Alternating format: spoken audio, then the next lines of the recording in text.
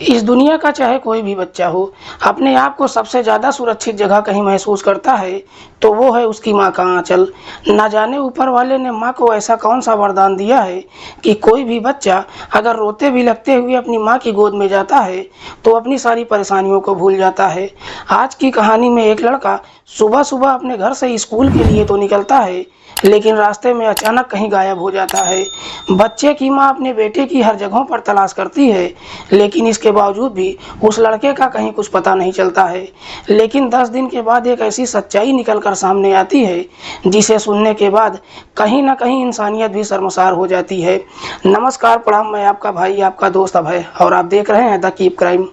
दोस्तों, आज की जो सच्ची कहानी मैं आपको सुनाने जा रहा हूँ, दरअसल ये सच्ची कहानी है उत्तराखंड प्रदेश की। उत्तराखंड का एक जिला पड़ता है हरिद्वार, और इसी हरिद्वार का एक थाना पड़ता है सहदराबाद, और इसी सहदराबाद थाना क्षेत्र के अंतर्गत एक गांव आता है शिवदासपुर तेलीवाला। बात कर रहा हूं मैं 22 फरवरी 2024 की दोपहर के लगभग 2 बजे के आसपास की। इसी शिवदासपुर से एक व्यक्ति सादरा थाने में फ़ोन करता है और पुलिस वालों से कहता है कि साहब, हमारे ही गांव का रहने वाला एक लड़का जिसका नाम है तनवीर, जिसकी उम्र है लगभग 17 साल के आसपास। व्यक्ति पुलिस वालों से कहता है कि साहब, तनवीर का अपहरण हो गया है। पुलिस उस व्यक्ति से पूछताछ करती है कि तुमको कैसे मालूम कि तनवीर का अपहरण हो गया है? क्या किसी ने फिरौती के लिए फ़ोन किया था? व्यक्ति कहता है कि नहीं साहब, तनवीर का फिरौती के लिए अपहरण नहीं किया गया है, बल्कि हमारे ही गांव के रहने वाले 3 लोग जिनकी तनवीर के घर वालों से दुश्मनी चल रही है, उन लोगों ने ही तनवीर का अपहरण कर लिया है। पुलिस उस व्यक्ति से पूछताछ करती है कि तुम्हारा नाम क्या है और तुम बोल कहाँ से रहे हो? इस पर व्यक्ति जवाब देता है कि साहब, मेरा नाम जानकर आप क्या करेंगे? जो बताना था वो तो मैंने आपको बता दिया, अब आगे आपको क्या करना है वो आप देख लो। और इतनी बात कहकर फ़ोन कट कर देता है।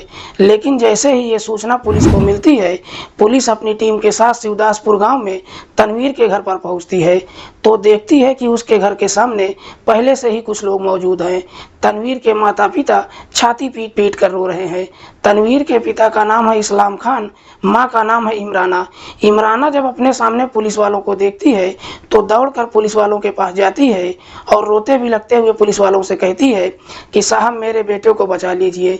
पुलिस इमराना से पूछताछ करती है तो इमराना पुलिस वालों से कहती है कि साहब, मेरा बेटा सुबह सुबह स्कूल के लिए निकला था, लेकिन अभी तक घर नहीं आया है। दरअसल मैंने अपने बेटे की हर जगहों पर भी तलाश कर लिया है, लेकिन इसके बावजूद भी उसका कहीं कुछ पता नहीं चल रहा है। पुलिस इमराना से पूछताछ करती है कि क्या तुमको किसी पर शक है कि तुम्हारे बेटे का अपहरण कौन कर सकता है? इस पर इमराना कहती है कि साहब, मुझे शक ही नहीं है, बल्कि पूरा यकीन है कि मेरे ही गांव के रहने वाले 3 लोग, जिनमें एक का नाम है शमशेर, दूसरे का नाम है जमशेद और तीसरे का नाम है कुर्बान, दरअसल इन 3 लोगों ने ही मेरे बेटे का अपहरण किया है। पुलिस इमराना से पूछताछ करती है कि ये तीनों तुम्हारे बेटे का अपहरण क्यों करेंगे? इस पर इमराना कहती है कि साहब, इन 3 लोगों की मेरे घर वालों से पुरानी दुश्मनी चल रही है, इसीलिए इन तीनों ने ही मेरे बेटे का अपहरण कर लिया है। पुलिस इमराना की तहरीर पर नामजद मुकदमा दर्ज करती है और फिर इन तीनों को अपनी हिरासत में लेने के लिए इन तीनों के घर पर पहुंचती है। पुलिस जब कुर्बान, शमशेर और जमशेद के घर पर पहुंचती है तो ये तीनों अपने घर पर ही मिल जाते हैं। पुलिस इन तीनों को अपनी हिरासत में लेकर थाने आती है और फिर इन तीनों से तनवीर के बारे में पूछताछ करती है। ये तीनों पुलिस को एक ही जवाब देते हैं कि साहब, तनवीर जिस वक्त गायब हुआ था उस वक्त हम सबके सब अपने खेतों पर काम कर रहे थे। तीनों जब एक ही जवाब देते हैं तो पुलिस कुर्बान से पूछताछ करती है कि क्या तुम इस बात को साबित कर सकते हो कि उस वक्त तुम लोग अपने खेतों पर काम कर रहे थे? कुर्बान कहता है कि हाँ साहब, मैं साबित कर सकता हूँ। अगर आप मेरे गाँव वालों से पूछताछ करेंगे तो वो लोग आपको सब कुछ सही सही बता देंगे। पुलिस इन तीनों के बारे में गाँव वालों से पूछताछ करती है तो गाँव का हर व्यक्ति एक ही जवाब देता है कि हाँ साहब, जिस वक्त तनवीर गायब हुआ था उस वक्त ये तीनों अपने खेतों पर काम कर रहे थे। पुलिस अपनी तमाम कोशिश कर लेती है, लेकिन इसके बावजूद भी इन तीनों के खिलाफ कोई सबूत नहीं मिलता है और आखिरकार मजबूर होकर पुलिस इन तीनों को छोड़ देती है। पुलिस को भी समझ में नहीं आता है कि आखिरकार तनवीर कहाँ गायब हो गया है। इसीलिए पुलिस तनवीर की तलाश करने के लिए अपने खबरियों को भी काम पर लगा देती है। खबरी भी अपनी तमाम कोशिश कर लेते हैं। देखते ही देखते लगभग 10 दिन का समय गुजर जाता है, लेकिन इसके बावजूद भी तनवीर का कहीं कुछ पता नहीं चलता है। लेकिन जैसे ही 10 दिन का समय गुजरता है, इधर 2 मार्च 2024 को रुड़की थाने के अंतर्गत गंग नहर के आसप झील में एक लड़के की डेड बॉडी लोगों को दिखाई देता है। लोग जैसे ही उस डेड बॉडी को देखते हैं, इस बात की सूचना रुड़की थाने में देते हैं। इधर पुलिस को जैसे ही सूचना मिलती है, पुलिस अपनी टीम के साथ घटनास्थल पर पहुंचती है और उस डेड बॉडी को नहर से बाहर निकालती है। पुलिस जब उस डेड बॉडी को चेक करती है तो मालूम चलता है कि मरने वाले लड़के की उम्र लगभग 16 से 17 साल के आसपास है। दरअसल उसके सर पर किसी तेज धारदार हथियार से कई बार वार भी किया गया है। उसका प्राइवेट पार्ट भी बुरी तरह से डैमेज था। पुलिस उस डेड बॉडी के बारे में वहां मौजूद लोगों से पूछताछ करती है, लेकिन कोई भी उस डेड बॉडी की शिनाख्त नहीं कर पाता है। पुलिस सबसे पहले उस डेड बॉडी को अपने कब्जे में लेती है और फिर उसे पोस्टमार्टम के लिए भेज देती है और फिर उस डेड बॉडी का एक फोटो लेकर एरिया के तमाम थानों में सर्कुलेट कर देती है। लेकिन जैसे ही वो फोटो शहादराबाद थाने में पहुंचता है, पुलिस उस फोटो को देखकर पहचान लेती है और फिर तनवीर के माता पिता को लेकर रुड़की थाने में जाती है। तनवीर के माता पिता जब उस डेड बॉडी को देखते हैं, देखकर शिनाख्त ही नहीं करते हैं, बल्कि तनवीर की मां जोर जोर से रोने लगती है। आखिरकार तनवीर की शिनाख्त हो जाती है, जो इस दुनिया को छोड़कर जा चुका था। पुलिस अब अपराधियों तक पहुंचने के लिए इस मामले को काफी सीरियस तरीके से लेती है और मामले का खुलासा करने के लिए कई बदमाशों को अपनी हिरासत में लेकर काफी सख्ती से पूछताछ भी करती है। लेकिन सबके सब एक ही जवाब देते हैं कि साहब, हमने तनवीर की हत्या नहीं किया है। पुलिस के लिए भी बहुत बड़ा चैलेंज हो जाता है कि आखिरकार पुलिस अपराधियों तक पहुंचे कैसे। इसीलिए पुलिस अब तनवीर की मां इमराना को फिर से थाने में बुलाती है और उसके बेटे के बारे में काफी गहराई से पूछताछ करती है।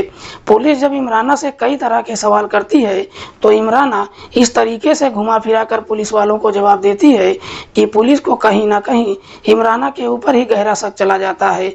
लेकिन पुलिस सिर्फ शक के आधार पर इमराना को अपनी हिरासत में नहीं लेती है। पुलिस इमराना को छोड़ तो देती है, लेकिन पुलिस अब इमराना के मोबाइल नंबर की CDR निकालती है। पुलिस जब इमराना के कॉल डिटेल को चेक करती है तो आखिरकार उसमें एक ऐसा संदिग्ध नंबर मिलता है जिस पर इमराना पिछले कई महीनों से लगातार बातचीत करती आ रही थी। पुलिस जब उस नंबर का कॉल डिटेल निकालती है तो मालूम चलता है कि वो नंबर किसी इफ्तिखार खान के नाम पर रजिस्टर्ड है। इफ्तिखार खान, जिसकी उम्र है लगभग 30 साल के आसपास, जो इमराना के गांव का ही रहने वाला है।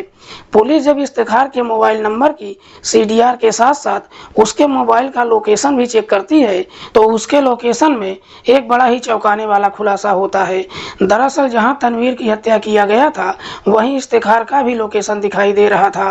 पुलिस इसी डिटेल के आधार पर इफ्तिखार के घर जाती है और फिर उसको अपनी हिरासत में लेकर थाने पहुंच जाती है और फिर इफ्तिखार से तनवीर की हत्या के बारे में पूछताछ करती है। पुलिस जैसे ही अपनी शक्ति दिखाना शुरू करती है, आखिरकार मजबूर होकर इफ्तिखार अपनी सारी सच्चाई कबूल कर लेता है। लेकिन इफ्तिखार जब इस हत्या की पूरी कहानी बताता है तो वाकई में इसे सुनने के बाद हर किसी का कलेजा कांप जाता है। इस्लाम और इमराना के टोटल 5 बच्चे हैं, जिनमें 3 बेटे और 2 बेटियां। बड़ा बेटा है तनवीर, जिसकी उम्र है लगभग 17 साल के आसपास। इस्लाम जो खेती किसानी का काम करता है और काफ़ी मुश्किल से अपने बच्चों की परवरिश करता है।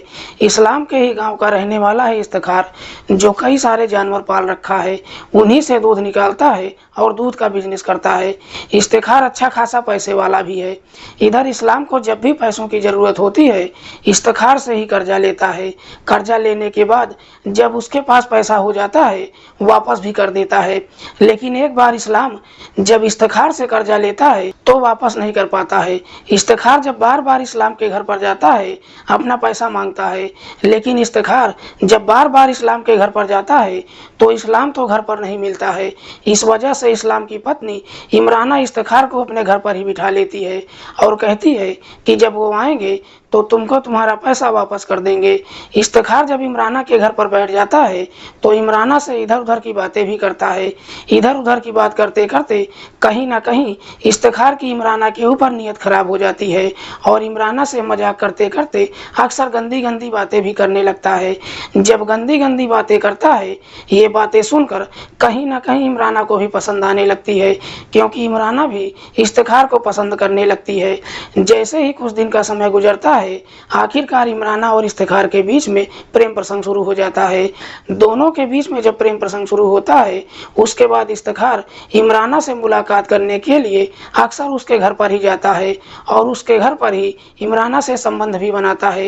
इमराना जब इफ्तिखार की तमाम ज़रूरतें पूरी करने लगती है, तो उसके बाद इफ्तिखार इस्लाम का सारा कर्ज माफ़ कर देता है और इमराना के ऊपर काफ़ी पैसा भी खर्च करने लगता है, जिसकी वजह से अब इमराना भी इफ्तिखार से बेपनाह मोहब्बत करने लगती है। दोनों के बीच में जब प्रेम प्रसंग शुरू होता है, इस बात की जानकारी इस्लाम के साथ साथ आस पड़ोस के लोगों को भी मालूम चल जाता है। लेकिन इस्लाम को जब सच्चाई मालूम चलता है, क्योंकि इफ्तिखार के एहसान तले वो इस प्रकार से डूब चुका था कि चाहकर भी इस्लाम कुछ बोल नहीं पाता है, लेकिन पड़ोसी चुप नहीं रहते हैं और इमराना का विरोध करने लगते हैं। लेकिन पड़ोसी जब इमराना का विरोध करते हैं, तो इमराना भी पड़ोसियों से लड़ बैठती है। पड़ोसियों के लाख मना करने के बावजूद भी इमराना इफ्तिखार को अपने घर आने से नहीं रोकती है। 21 फरवरी 2024 की सुबह सुबह तनवीर स्कूल जाने के लिए तैयार होता है, इसीलिए अपना बैग लेने के लिए ऊपर के कमरे में जाता है। लेकिन जब कमरे के पास पहुंचता है, तो देखता है कि दरवाजा अंदर से बंद है। जब खिड़की के माध्यम से अंदर की तरफ झांकता है, तो अंदर का नज़ारा देखकर तनवीर एकदम से गुस्से में आ जाता है। दरअसल तनवीर इमराना और इफ्तिखार को बेहद आपत्तिजनक हालत में देख लेता है। तनवीर जैसे ही इस तरह का नज़ारा देखता है, दरवाजा जोर जोर से पीटने लगता है। जैसे ही ये दोनों दरवाजा खोलकर बाहर निकलते हैं, तनवीर इमराना के ऊपर काफ़ी गुस्सा करता है। साथ ही साथ दोनों को धमकी देते हुए कहता है कि अगर आज के बाद इफ्तिखार हमारे घर पर आ गया, तो मैं तुम दोनों को जान से मार दूंगा। धमकी देने के बाद तनवीर अपना बैग उठाता है और स्कूल के लिए रवाना हो जाता है। तनवीर तो स्कूल चला जाता है, लेकिन इस धमकी से इमराना काफ़ी डर जाती है।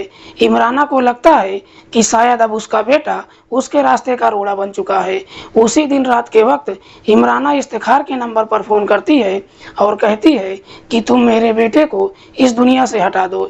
इमराना जैसे ही इस तरह की बातें इफ्तिखार से कहती है, इफ्तिखार भी इमराना के प्यार में इस प्रकार से अंधा हो चुका था कि ये काम करने के लिए तुरंत ही तैयार हो जाता है और फिर तनवीर को इस दुनिया से हटाने के लिए एक षड्यंत्र बनाता है और अपने षड्यंत्र में अपने दो दोस्तों को भी शामिल कर लेता है, जिनमें से एक का नाम है शाहिद और दूसरे का नाम है शहजाद।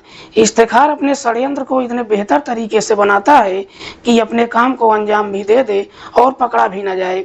दरअसल इफ्तिखार को अपने ही गाँव के रहने वाले कुर्बान, शमशेर और जमशेद के बारे में अच्छे से मालूम था।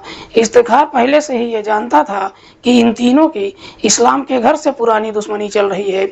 इसी षड्यंत्र के तहत इफ्तिखार 22 फरवरी 2024 को जब तनवीर सुबह सुबह स्कूल के लिए निकलता है, रास्ते में इफ्तिखार अपनी कार में अपने दोनों दोस्तों को भी बिठा लेता है। इधर तनवीर जब नहर के रास्ते से अपने स्कूल के लिए जा रहा था, ये तीनों गाड़ी से उसका रास्ता रोक लेते हैं।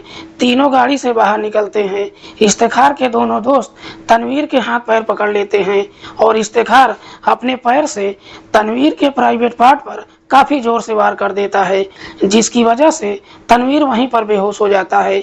उसके बाद तनवीर को अपनी गाड़ी में लेकर रुड़की थाने के अंतर्गत गंग नहर किनारे जाते हैं। गंग नहर के किनारे पहुंचकर तनवीर को बाहर निकालते हैं और अपनी गाड़ी से इफ्तिखार एक तेज धारदार हथियार लेकर आता है और उसी हथियार से तनवीर के सर पर एक कई सारे वार कर देता है, जिसकी वजह से तनवीर चीख भी नहीं पाता है। इन तीनों को ये भी नहीं मालूम चलता है कि तनवीर मर गया है या फिर जिंदा है। तनवीर को उठाकर नहर में फेंक देते हैं। उसके बाद तीनों वापस अपने घर चले जाते हैं। इफ्तिखार जब अपने घर पर पहुंचता है, इस बात की जानकारी तनवीर की माँ इमराना को भी देता है।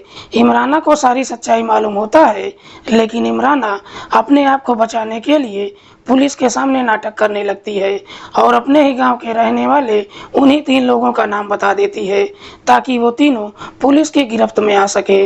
वाकई में इफ्तिखार जब ये पूरी कहानी पुलिस वालों को बताता है तो पुलिस इफ्तिखार की निशानदेही पर उसके दोनों दोस्त और तनवीर की मां इमराना को भी अपनी हिरासत में लेकर आती है।